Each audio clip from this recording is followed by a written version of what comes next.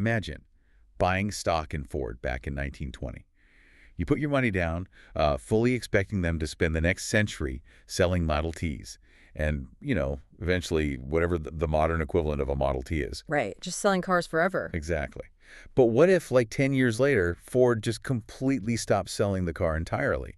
And instead, they started selling you, the factory worker who built it. Oh, wow. Yeah, that's a massive pivot. Right. You think you know what game everyone is playing, what you bought into, and suddenly the entire reality of your investment just flips upside down. It's like buying a ticket to a rock concert and the band comes out and plays, I don't know, synth pop. Yeah, you're suddenly in a totally different venue. And honestly, that is exactly the reality check your portfolio is facing today. We are looking at a complete redefinition of what an automaker actually is. It's wild. And welcome to today's deep dive, by the way. I'm your host, and I'm joined as always by our resident and finance expert. It is March 20, 2026, and if you are tuning in, you probably want to stay ahead of the curve. And this is definitely the curve. The financial stakes here are almost difficult to comprehend. We're talking about Morgan Stanley analysts currently projecting that the market for humanoid robotics could reach a staggering $5 trillion by 2050. Wait, 5 trillion with a T. With a T, not billion. 5 trillion. Okay, let's unpack this because $5 trillion, that is not just a new revenue stream, that is an entirely new financial universe. It absolutely is. And that's exactly what our mission is for today's deep dive. We have a stack of recent financial and tech reports that reveal this massive, completely unexpected showdown brewing. It's between Tesla and some very familiar legacy automakers over this exact robotic frontier. Yeah, and jumping from electric vehicles to a $5 trillion synthetic workforce requires a pretty massive leap in logic. So to understand it, we really have to look at the catalyst for this entire industry shift. Right, which means tracing the arc of Tesla over, the last 2 decades? Yeah, exactly. Think back to their original vision. It seemed like an absolute pipe dream to a lot of people back then. Oh, totally. Starting with the Roadster, which was this niche, super expensive, experimental electric sports car. Right. But the master plan was always to build a brand, scale up the technology, and ultimately create demand for EVs on a global mass market level. And do it profitably. Exactly. Which they did. They did. Looking at the numbers today, they obviously accomplished that. They forced the entire global automotive industry to basically bend to their will. Yeah, everyone had to shift toward EVs just to keep up. But with that mission checked off the list, Tesla's focus has aggressively jumped, right, to robotics, artificial intelligence, and driverless vehicles. And I think the assumption among a lot of investors was that this pivot meant Tesla was just going to leave traditional auto rivals entirely in the dust. That was definitely the prevailing thought process. People assumed Tesla is moving on to the next great technological leap, while legacy automakers are still, just trying to figure out how to manufacture a profitable battery pack at scale. Okay, but I have to push back on that strategy for a second. Let's look at the data right in front of us. Sure. Tesla's current gross margin is sitting around 18%. Their market cap is a staggering $1.4 trillion. They achieved all of this just by mastering cars. So if you have a winning $1.4 trillion formula, why risk shifting focus to robots? Is the car market just not big enough for them anymore? Well, if we connect this to the bigger picture, you really have to understand how Tesla actually views itself and why an automaker is uniquely positioned to build a bipedal robot in the first place. Okay, how so? For you and me, for the consumer, Tesla is a car company. But strategically, Tesla views itself primarily as an AI and manufacturing company. The car was just, the first physical shell for their technology. The first shell. Right. Think about what a humanoid robot actually requires to function. Yeah. You need high-density portable batteries, right? Right, which they have. You need incredibly efficient electric motors to act as joints and muscles. And you need a mass manufacturing supply chain to build it all cheaply. So an automaker is actually the perfect incubator for robotics. They already have the battery tech and the massive factory infrastructure. Exactly. A car is just a highly regulated, space-constrained shell. A humanoid robot is a shell that can theoretically operate anywhere a human can, doing anything a human can do. Which means the total addressable market isn't just people who need a vehicle to get to work. No, it's any physical task that requires human labor anywhere in the world. Wow. So Tesla looked at their supply chain and realized, hey, we already have like 70% of the ingredients needed to conquer the physical labor market. You nailed it. That's exactly what happened. Well, here's where it gets really interesting. Because the assumption, like we said, was that Tesla would have this shiny new sci-fi frontier completely to itself. Right. But looking at these reports, that assumption has been completely shattered. Someone is breathing right down Tesla's neck. And it isn't, some agile Silicon Valley startup or a secretive tech incubator. Yep. It's the South Korean automaker Hyundai Motor Group. Which is wild, right? Hyundai is diving into this space with just staggering amounts of capital. We are looking at a $6 billion investment in a new high-tech robot facility they're calling a meta plant. A meta plant. And this is located in Georgia, right here in the U.S. Yes, exactly. Let's paint a picture of what this meta plant actually is for the listener, because calling it a factory feels like a massive understatement. It really does. I mean, looking at the blueprints, this isn't just a warehouse with a traditional assembly line. It features a massive, solar-powered hydrogen production facility right on site. Yeah, off the grid. Plus, a dedicated data center built specifically to support the AI capabilities of their future robotic products. So I have to ask, why does a robot factory need its own off-grid hydrogen power plant and a dedicated AI data center? Well, because training a synthetic workforce requires an unfathomable amount of computing power. That dedicated AI center is basically the brain of the operation. Right, and brains need energy. Tons of it. Processing that much machine learning data requires electricity on a scale that a standard local grid simply cannot provide reliably. So the solar hydrogen facility ensures their data center never, ever goes dark. Wow. It is just a massive infrastructural flex. It totally is. But, the most revealing part of this showdown between Tesla and Hyundai is the timeline of how both companies actually got here. Okay, let's rewind to August of 2021, Tesla's AI Day. Oh, I remember this. Yeah, they were up on stage announcing their grand plans for the Optimus humanoid robot. And to demonstrate this grand future, they literally brought out a human dancer. Dressed in a spandex robot suit. Yes, a spandex suit, just pretending to be a robot, dancing around the stage. It was basically performance art. Right. And while Tesla was putting on a theatrical performance of a concept, Hyundai was quietly making a very, very different move. Right around that exact same time, in 2021, Hyundai acquired Boston Dynamics. Yep. The company famous for those viral videos of robots doing parkour and backflips. Which is wild to think about. I mean, people see those backflips and think it's just a parlor trick for YouTube. Oh, it is definitely not a parlor trick.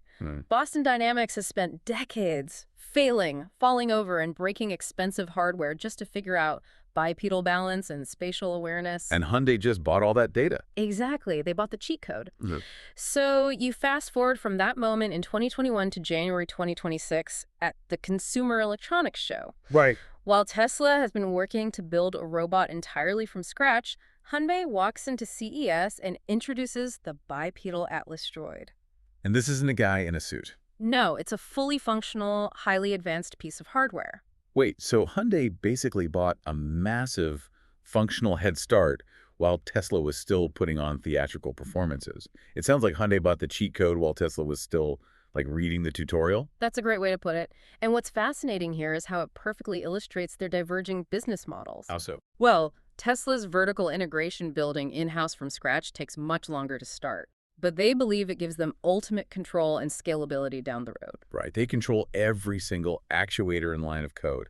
It's like building the iOS of the physical world. Exactly. Whereas Hyundai looked at the landscape, realized they needed proven technology today, and basically traded capital for time. Ah, okay. That acquisition is what allows them to scale a proven product almost immediately at this new Georgia meta plant. Which brings us to the most pressing question for anyone listening to this deep dive right now. No. We know the players, we know the capital they are deploying, and we know the strategy.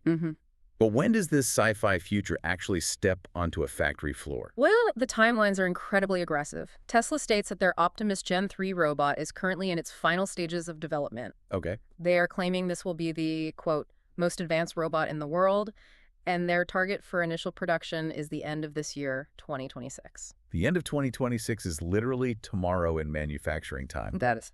So fast. It really is. And what about Hyundai's massive Georgia meta plant? When do they actually fire that up? Hyundai's launch schedule begins in 2028. But their volume target is what really stands out here. They are aiming to produce 30,000 Atlas robots a year at that facility. 30,000 a year? That's an army. Yes. And we actually have the job description for these initial units. Hyundai plans to deploy them right there in their own automotive plants, starting with parts sequencing. Okay, parts sequencing. So that's like moving materials around the floor, making sure the right bin of bolts gets to the right station. Exactly. The Meta plant will feature a specialized center purely to teach and program these robots. They're going to learn to lift, turn, and complete the exact physical tasks of the humans they are designed to replace. Wow. And Hyundai's roadmap projects that by 2030, these Atlas robots will progress from simple lifting to complex assembly work. Okay, I have to step in here and challenge this timeline because this isn't just buying a fancy new hydraulic press, This is literally building a synthetic workforce. Building a bipedal robot that can just walk across a factory floor without falling over is one thing, but complex assembly. It's a big jump. It's a massive jump. Programming a robot to perfectly mimic a human's dexterity. I mean, the fine motor skills required to thread a wire harness through a chassis, or gently fit a delicate sensor into a dashboard that is notoriously difficult. Oh, absolutely. Humans take years to master these tactile skills. So how do these automakers expect to crack that code by 2028 or 2030? Won't that take way longer than these deadlines suggest? It's a valid question, and you are hitting on something called Moravec's paradox. Moravec's paradox, what is that? In robotics, the things that are hard for humans, like complex math, are easy for computers.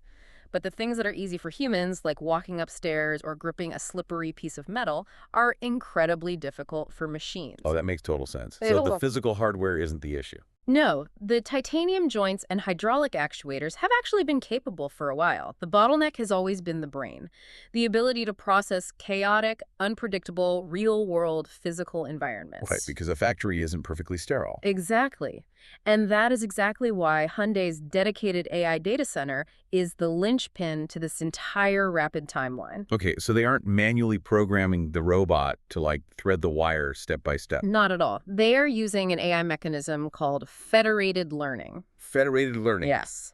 These robots are not coded line by line. They are connected to that massive data center we talked about, meaning they share a digital hive mind. A hive mind. Oh, wow. So if an Atlas robot on the line in Georgia drops a component because it is, say, slightly coated in oil... Its sensors record that failure. Exactly. That data is instantly beamed back to the central server. The algorithm updates, and within seconds, every single one of those 30,000 robots worldwide adjusts their grip strength by 2% to account for the oil. Wait, really? They just learn from each other's mistakes instantaneously. Yes. That exponential learning curve is the secret.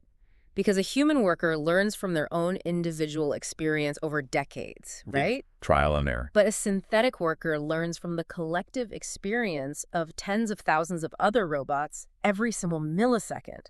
That is why automakers are so confident in hitting these near-term targets. That is just mind-blowing. And reading through these wider industry reports, it is clear this isn't just a two-horse race between Tesla and Hyundai. Not at all. BMW, Mercedes-Benz, Toyota, they're all secretly working on deploying their own humanoid robots onto their assembly lines.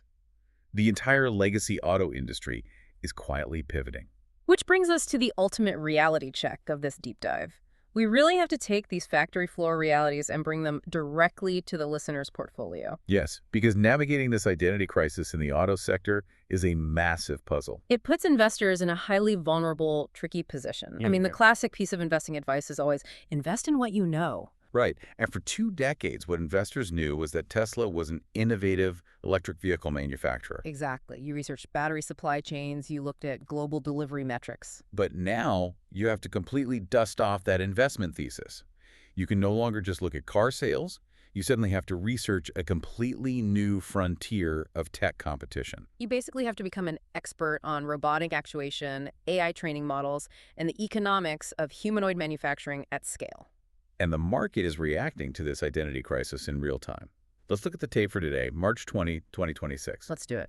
Tesla's stock took a 3.19% dip, currently sitting at $380.25. Now, a 3% dip isn't a total crash, but it serves as a pretty stark reminder of the market volatility surrounding this pivot. Yeah, it definitely does. Meanwhile, when Hyundai announced their Meta plant and their robotics push, their stock price absolutely soared.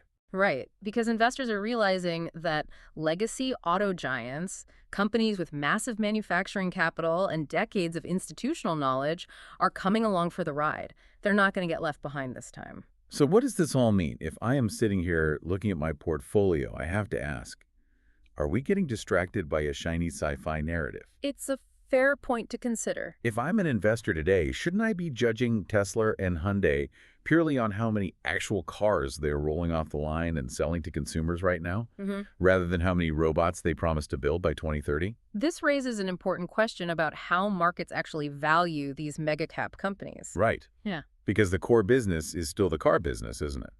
Well, yes, the cash flow today comes from cars, but the stock market is, by its very nature, a forward-looking mechanism. Investors are not paying for what a company sold yesterday. They're paying for tomorrow. Exactly. They are paying for the total addressable market of tomorrow. And the $5 trillion robotics market dwarfs the traditional auto market.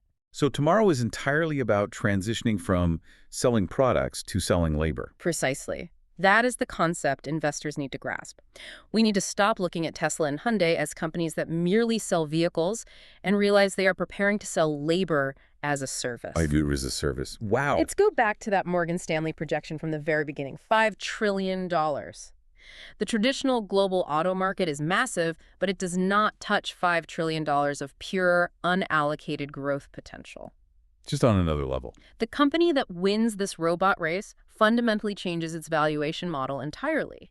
They transcend being a car company and become the foundation of global physical labor. You are no longer valuing the company based on units sold, but on labor hours provided. It is an epic historical pivot. We are literally watching the masters of electric vehicle dominance transition into a high-stakes robotic arms race. We really are. You have Tesla banking on their first-mover tech aura, trying to build the ultimate general-purpose AI from the ground up to conquer the physical world. Yeah. And on the other side, you have Hyundai, flexing massive infrastructural muscle, taking proven technology from Boston Dynamics and dropping $6 billion to build a self-sustaining off-grid meta plant in Georgia to crank out 30,000 synthetic workers a year. The lines between the technology sector, the automotive industry, and the global labor market are just blurring faster than anyone predicted. They really are. And, we want to thank you, the listener, for joining us today to untangle this dense and rapidly changing topic.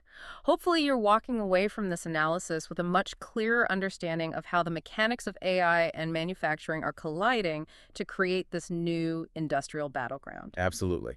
And as we wrap up, I want to leave you with one final seed to mull over. Go for it. We've talked extensively about these robots working on the assembly lines to build cars, right? But let's follow that logic to its ultimate conclusion. If automakers successfully replace their entire assembly lines with in-house humanoid robots by 2030. Are they even automakers anymore? Exactly. If Hyundai or Tesla can build a robot capable of the incredible dexterity required to build a car, what's stopping them from selling that exact same robot to build your house, or cook your food, or fix your roads? Nothing, really. In a decade, the most important product these companies sell might not be the vehicle parked in your driveway. It might be the synthetic laborer that built it. So it's something to think about next time you see a car commercial.